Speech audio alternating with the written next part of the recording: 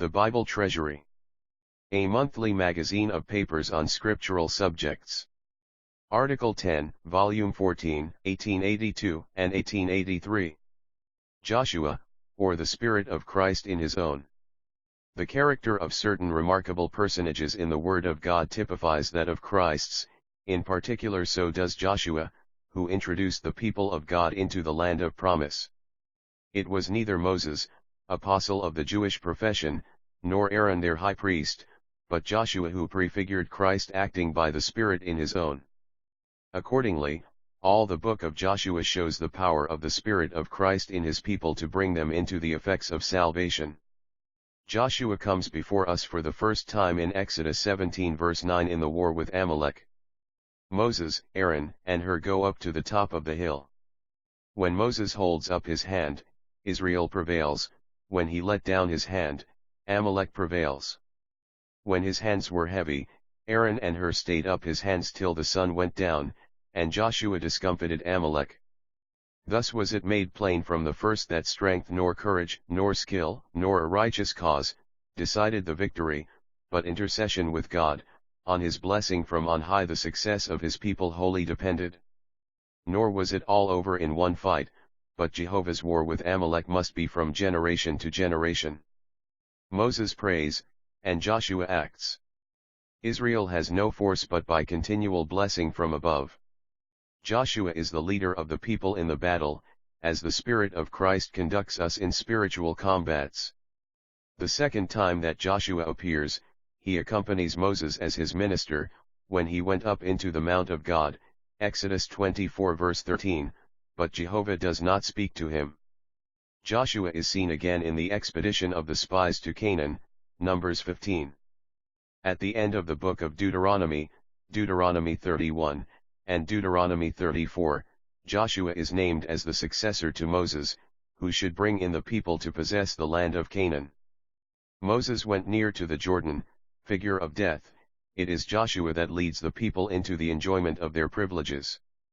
Two things present to us the Christian life: the wilderness, where the patience of God's people is tried in passing through this world, a dry and thirsty land where no water is, and the land of Canaan where they have to fight against the powers of evil, Ephesians 6 verse 12. The Christian has to do with both.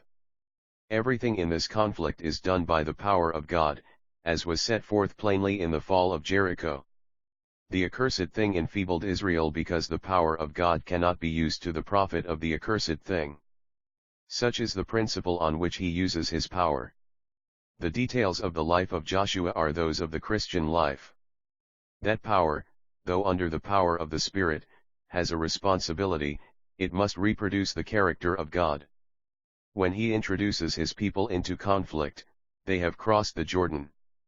It is when we have passed from death into life that the conflict begins for us. In vain does Jordan overflow all its banks, the power of God stays its waters above, or those below fail and are cut off so that the people pass over on dry ground. It is death and resurrection with Christ, Christ's work not merely in its efficacy for justification, but as applied by the Spirit to the soul's realization for life in the heavenly places, where Christ is with whom we are united.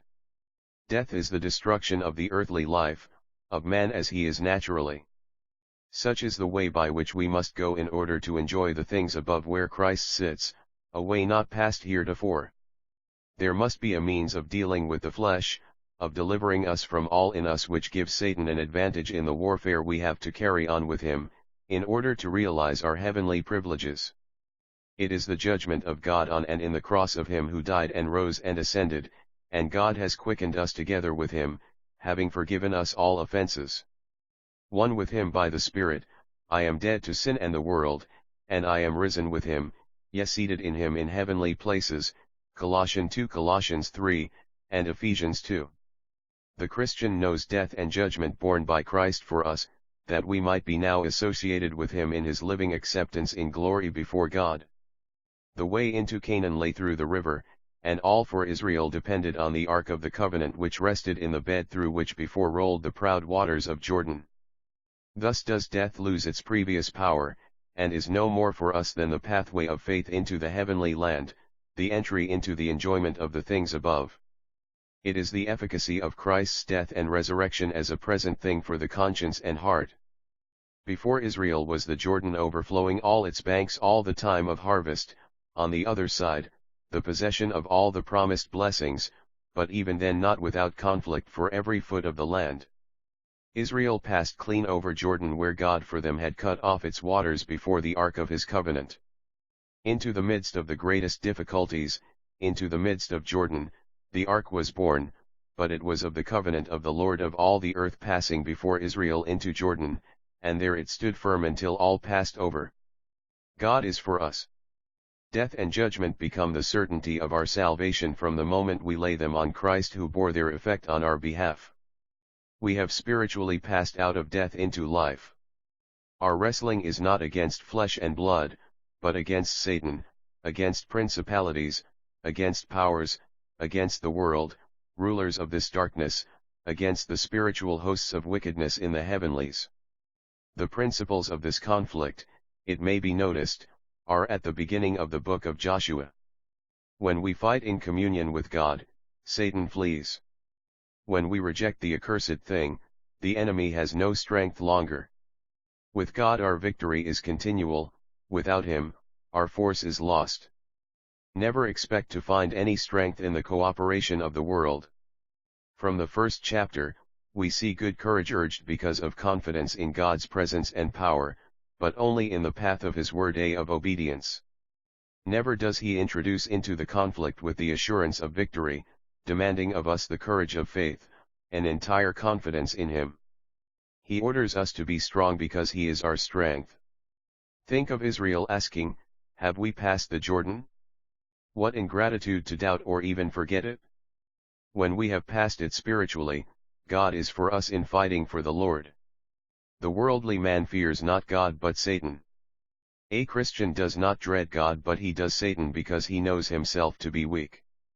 We have to fight Satan, but God is for us, having already given his Son for us. When there is confidence in God, when the life of Christ is in activity, sin is as it were behind us. This confidence gives us the courage to look at all the will of God. We dare not do so when we have not the confidence that God is with us. There are Christians which tremble at the thought of an unknown future. God does not fill their future. People tremble just so much as they confide in themselves. The power of God leads us to the accomplishment of the will of God. Our continual dependence on God is the result of God's power in us and of confidence in God. When the blessing of God inspires us with confidence in ourselves, it is turned against us. Christ was perfectly dependent on his Father. Such dependence makes us humble and gives us all power. God says as it were to us, "Now, therefore, arise." He introduces us himself into the conflict because he has himself trodden the road. He is with us wherever we go. God makes us prosper there, but not in worldliness. When we are not before him, our knowledge, our victories are snares, because they inspire us with confidence in ourselves.